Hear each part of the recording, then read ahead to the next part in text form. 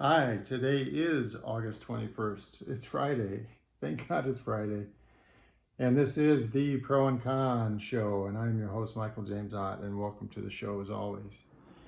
So, the purpose of the show is to try to encourage us all to be more involved. I'm not talking about 40 hours a week here, but I'm definitely talking about a handful of hours a month, getting more involved and ferreting out the truth, which is just the facts. That's the who, the what, the where, and the when, and setting aside or pushing away or ignoring all the screaming talking heads that are yelling at us about the horrible Democrats or Republicans or the liberals or the conservatives or the fascists or the socialists, on and on. All those horrific labels, uh, schmears, things like this. This is all, we need to put it aside. Who, what, where, when, and then you decide what that means. What does that mean to you? Okay? And acknowledge that most information streams that are coming at you are not that. It's only a small portion is the who, the what, the where, and the when. And then the rest of it, the rest of the 24-hour news cycle is, uh, you know, uh, basically propaganda and opinion and prognostication and stuff like that, and it has no place in your life, okay? Because all of those things which are presented as news are not news. They are exactly what I said: propaganda, opinion, prognostication. They're every bit as true as anyone that predicts, the weather a month from now or whatever. It's just don't put your trust in those kinds of sources of information. And then if you are looking at one particular source of information, and especially if there's a big part of what most of them have, which is very little news and a whole lot of opinion, make sure you're checking out other sources of information that often conflict. And that's because the issues are not simple and they're not one-sided. Pro and con, good and bad, for and against, hence the Pro and Con Show. Now this show, I'm just going to do a quick COVID update. So the coronavirus, the pandemic, continues to be a serious issue here in the United States. We are still way behind in the amount of testing that we need to do. Mr. Trump talks about the fact that we've done millions and millions of tests, and he's right. We have done millions and millions of tests, but the reality is, because there's 340 million of us, and because we want the economy to continue in some normal way, we really need to be doing, 10, 20, 30 times the amount of testing that we're doing, and then being very reasoned and logical about how we implement those tests and track the people and their test results and their interactions with other people and so on. But so here's a table. I'll just throw it up here. You can pause the video for a moment if you want to read the figures yourself. I'm going to read them to you. So today is Friday, August 21st. Here in the United States, there have been 5,573,847 known cases.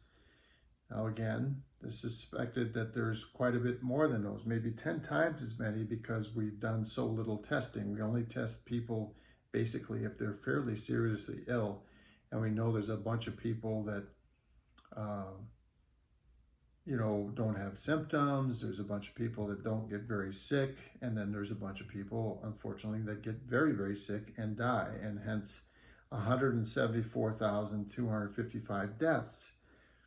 Again, the number that's small, or smaller than what it probably really is, although this time it's not a factor of 10 for sure, but it's something. So maybe there's really been 200,000 deaths, and we haven't attributed some number of them because, especially early on, people just thought, oh, this person had a blood clot, and and it caused a stroke, or, and they'd been sick and they died.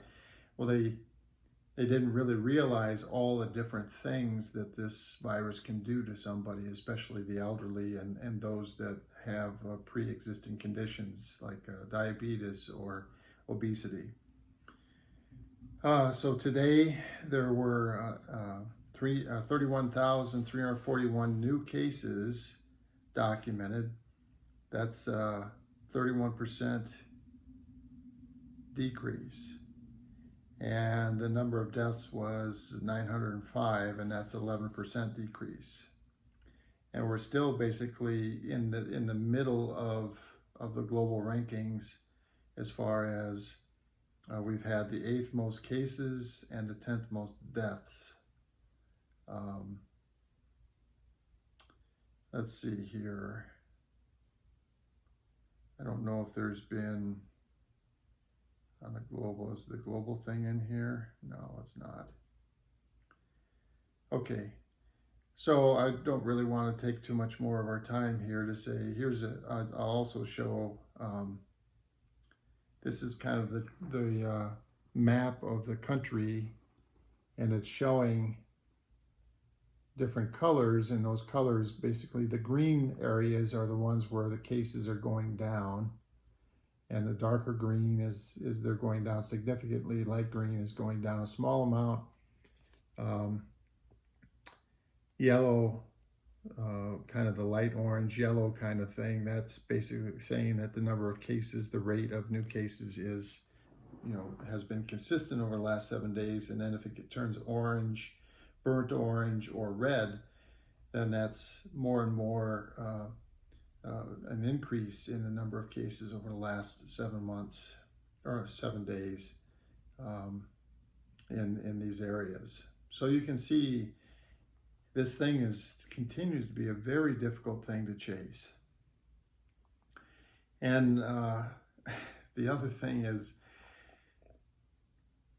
it is real. These, there are real people, dead people in morgues being buried around the country, something, approaching 200,000 people. This is a real thing. These things are really happening. And in some cases, especially when there becomes a like a localized hotspot, a place where the number of cases and the number of deaths associated with them just spike, which has happened in a few places like Washington State early on and New York State later. This is true because the morgues are full of cadavers, dead people, and they end up backing up trucks, refrigerated trucks and stuff, and using them as temporary morgues to hold all these people that, in these localized hotspots that died from this, pretty horrific coronavirus. And people say, well, there's a lot of people that don't get that sick with it. And that's both a blessing and a curse. And mostly it's a curse, because the problem is that, those people that get it but don't have that significant of symptoms, they have a tendency to think that they're fine. And unfortunately, they're very contagious. But the next person that encounters them could be very susceptible to that same virus. It's almost like the common cold that could kill. And we all have experienced, the common cold, which is another coronavirus, by the way. And we all, many of us have different levels of symptoms for the common cold. If you've been in an office environment, for example, and the cold sweeps through your office and infects most of the people in there, well, some people seemingly don't have that severe of symptoms, and others are, oh my God, I was up all night because I was sneezing, coughing, couldn't breathe. Well, it's the same thing with this coronavirus, except that distribution of those symptoms can go all the way in and does, unfortunately, go in to those things that can actually kill you. So you're not taking cold medicines, you're dying because, you know, your body cannot, some people, their bodies cannot fight off this thing, and it causes, you know, many different ailments now that they know about. Okay, so coronavirus is real. Coming up on well, a little bit over 5.5 million cases as of today, and close to 175,000 deaths attributed. And again, both of those numbers, pretty much everyone agrees, are kind of on the low side.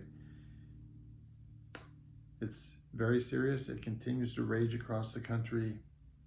Wear those masks, wash your hands, stay apart, do your part for yourselves, your families, your friends, your neighbors, your coworkers. Take it seriously. For the Pro and Con Show, I am Michael James Ott. Until the next show, bye for now.